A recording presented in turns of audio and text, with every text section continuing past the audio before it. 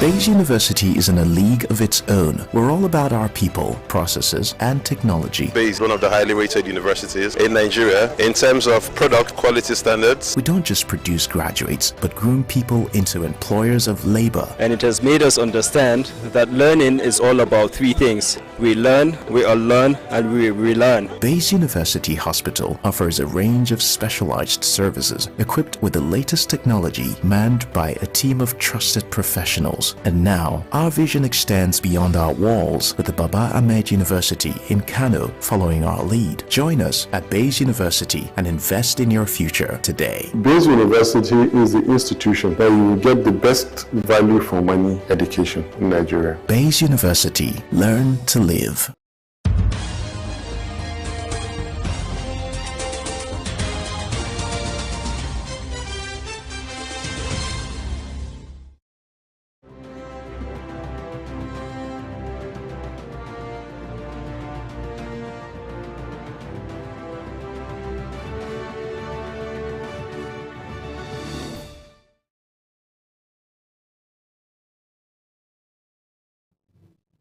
On Global TV News Express, National Assembly passes bill to extend 2023 Appropriation Act supplementary budget. Nigeria National Petroleum Company Limited uncovers another 165 illegal refineries. In health, Katsina records 117 suspected cholera cases. On the foreign scene, Bolivian police arrest mastermind of coup attempt. Death mound as Pakistan swelters in heat wave. And in sports, billionaire ex-Prime Minister offers £80.4 million gift to Georgia's squad. Australian swimming queen Campbell retires. Hello and welcome to all our viewers in Nigeria and around the world to News Express on Global Television. We're coming to you live from the nation's capital, Abuja. I am Queen Agaba. President Bola Tinubu's request to extend the 2023 capital component of the 2023 Appropriation Act and the Supplementary Appropriation Act until 31st December divides the House of Representatives along party lines as opposition lawmakers oppose the extension. President Tinubu seeks the extension of the two budgets until 31st December to allow for the full implementation of the law. As the proposed traditional institution law controversy rages in Sokoto State, the state's High Court has issued an order restraining Governor Ahmed Aliyu from sacking 2 of the 15 district heads his government had earlier removed from their seats. The order was sought separately by Alhaji Buhari Tambuwal and Alhaji Abubakar Kasim, the district heads of Tambuwal and Kebe respectively, who are among the rulers removed by the state government on the allegation of insubordination and aiding insecurity in the state. The presiding judge, Justice Kabiru Ibrahim Ahmed, however, ordered the governor, his attorney general and the Sokoto Sultanate Council to revert to the status quo pending the determination of the suit filed before him by the complainants, who were represented by Professor Ibrahim Abdullahi, senior advocate of Nigeria. The federal government and the Academic Staff Union of Universities have ended their closed-door meeting with an agreement that all contentious issues will be amicably resolved to avert a strike. The parties also agreed to kickstart a communication process to avert the planned industrial actions by the union.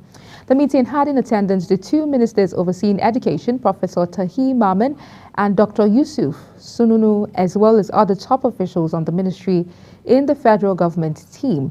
Leading the union's team, ASU President Professor Emmanuel Osodeke said the negotiation process had begun while hoping that the federal government would follow up on what has been agreed on.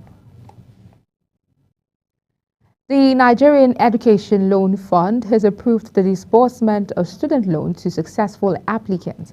The fund held its inaugural board meeting, marking a milestone in its mission to support students with financial aid. Under the leadership of its chairman, Jim Ovia, the board approved the immediate disbursement of student loans to successful applicants. Nigeria Governors Forum has assured Nigerians and the organized labor that better minimum wage will result from ongoing negotiations. The governors had previously rejected federal government's proposal of 62,000 naira, stating that some states would need to borrow money to pay salaries. Despite this, organized labor continues to demand a wage of 250,000 naira. The governors chose to hold an emergency meeting after the Federal Executive Council postponed the minimum wage discussion to allow President Bola Tinubu to conduct broader consultations. The federal government has launched an investigation into the alleged unauthorized sale of national identification number following revelations that the personal data of Nigerians were available for purchase online at a fee. The revelation has sparked widespread concern regarding the protection of individual privacy rights and potential economic repercussions. The Minister of Communications, Innovations and Digital Economy, Dr. Bosun Tijani, while addressing the issue, confirmed he had begun discussions with the Minister of Interior, Olubunmi Tunji-Ojo, on the matter. The federal government plans to conduct a drug use survey as part of its efforts to combat drug abuse and develop preventive measures. President Bola Tinubu said this at an event held in Abuja to commemorate the 2024 United Nations International Day Against Drug Abuse and Illicit Drug Trafficking. He said the survey, to be conducted soon, would help the government break the vicious cycle of drug abuse, safeguard teeming youth from falling prey to the illicit act, and ensure proper resource allocation to address the issue effectively. The immediate past governor of Kaduna State, Malam Nasir El-Rufai, has urged the Federal High Court in Kaduna to quash the report of the State House of Assembly indicting him of 432 billion naira theft. In a suit filed by his lawyer, El-Rufai said the Assembly breached his right to a fair hearing by not inviting him in the course of the probe. He is therefore urging the court to declare the report of the Assembly's ad hoc committee null and void. Katsina State says it has recorded 118 suspected cholera cases, while the incident management system has been activated in the state.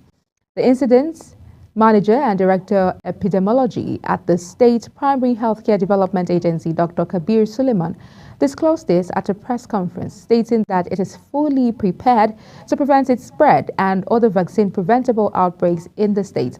The State Primary Healthcare Development Agency said it has also activated its incident management system as part of measures taken by the state government to ensure that the cholera outbreak is being managed. You're watching News Express, coming to you live from Nigeria's capital, Abuja. We're on Star Times, channel 276. Kindly follow us on all social media platforms using Global TV NG and other handles now showing on your screen.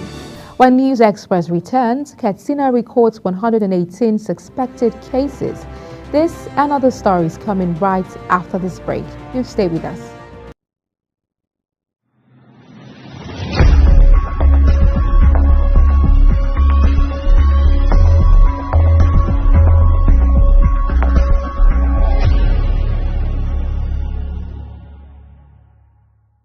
Time check. It's midday. Then it's Midday Discourse. Midday Discourse is a program that covers trending local and international news, current issues, and human-related topics. Join Samuel Odi weekdays 1 p.m. on Global Television. The discussion starts here. Get a shot in. Squares it into the back. It's time for sports' biggest moments on Global Television. The headlines, scores, breaking news, and commentaries on sporty events. Talking with the biggest players, strikers, and about the slam dunks and goals, stunning saves, near misses, and upsets. Let's talk about the greatest home runs, comebacks, knockdowns, and victories. Talk sports with the king of sports, Anthony Momodu. Weekdays, 10 a.m. Don't miss out. Got that goal. Beautiful work from the wingers.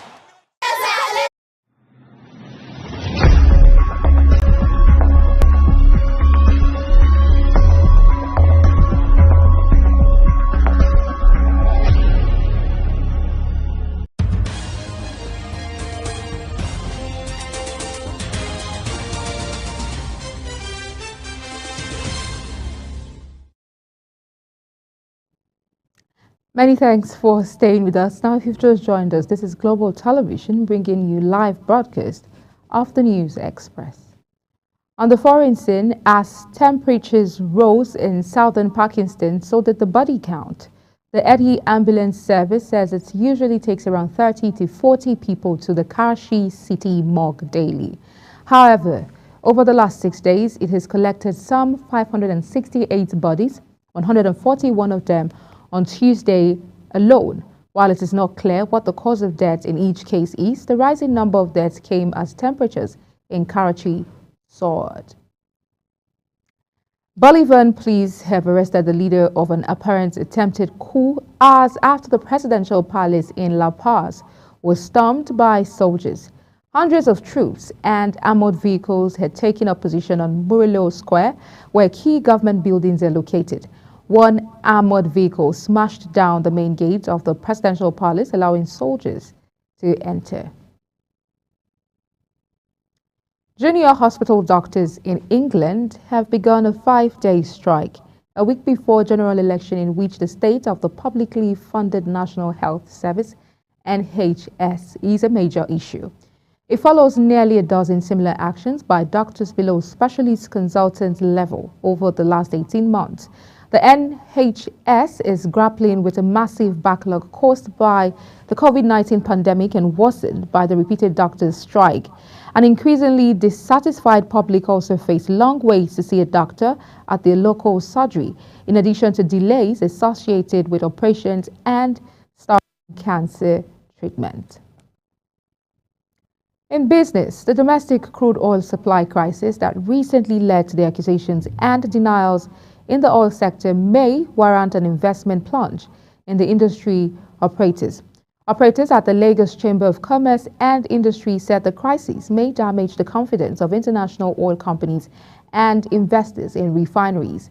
This came as a section of the 650,000 capacity Dangote Petroleum Refinery caught fire, sparking reactions on social media as videos of the incident went viral. The management of the facility, however, allayed fears about the incident as it started, that the situation had been put under control, adding that no one was harmed by the fire outbreak. In the past week, the Nigerian National Petroleum Company Limited said it uncovered another 165 illegal refineries in various locations across the Niger Delta. According to NNPC documentary, between June 15 and 21, about 400 incidents of oil theft and vandalism were reported by both the government and private security agencies. It was said that 69 illegal connections were discovered and disconnected in Bayelsa and Rivers States. It noted that no fewer than 8 cases of oil spills owing to vandalism or illegal connections were reported across the region. Kano Electricity Distribution Company has dragged the Manufacturers Association of Nigeria before High Court of Federal Capital Territory, Abuja, over unlawful interference resulting in revenue losses up to the tune of 5.3 billion naira. The lawsuit is a counter-action taken by the distribution company following the rejection of the new tariff hike by the manufacturers. Kano branch and its over 41 member affiliates to boycott payment of the new tariff to the power distributor through a court injunction the association obtained on behalf of maximum demand consumers on Band A in the 3 states of Kano, Katsina, and Jigawa. The Central Bank of Nigeria says it will discontinue the foreign exchange price verification system portal used by importers from July 1st. It also noted that the price verification report will no longer be a requirement for the completion of a Form M, which is a declaration of intention to import physical goods into Nigeria. In sports, Manchester United are interested in signing Ademola Lookman this summer and are willing to put in an offer of 60 million euros to get him, according to reports in Italy. Lookman enjoyed a spectacular season at Atlanta, including scoring a hat-trick in the Europa League final against Bayer Leverkusen. It was a triumph which saw Ladi win their first piece of continental silverware. This iconic display capped off a campaign in which the Nigerian winger netted 17 times and registered 10 assists across all competitions. Bidzina Ivanishvili, the former Prime Minister of Georgia, has pledged to give £8.4 million to the nation's football team after they beat Portugal at Euro 2024. Georgia, managed by former French defender Willy Sagnol, overcame Portugal 2-0 in Gelsenkirchen for the last 16 stage, where they will face Spain.